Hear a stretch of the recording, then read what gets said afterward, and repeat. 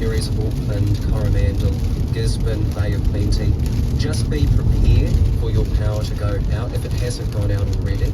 Yeah. Make sure, while you've got power, charge up those devices, your phones, radio, so you can listen to us.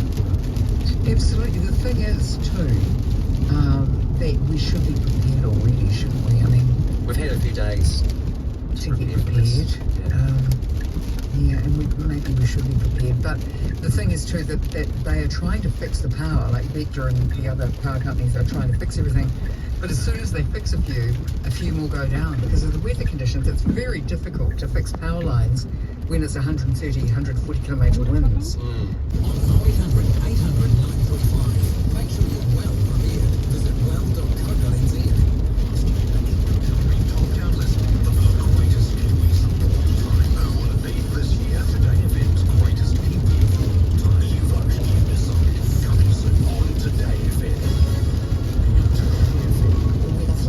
Today again with Polly. A lot of people are asking for the highways to be closed down. Please shut down motorways. This comes through a lot.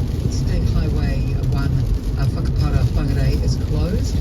Doan Valley closed. Big slip in the middle of part of the road. Highways need to roadblock only if needed. Why are people driving? Why are people driving? Well, I guess if you absolutely have to drive, then you can, but really it's not a very smart idea to be driving right now. And what happens if a national state of emergency is declared?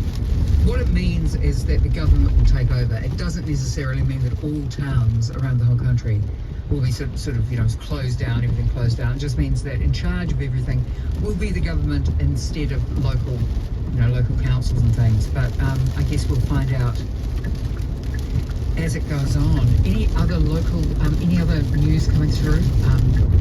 Cyclone Gabrielle for you right now, bro?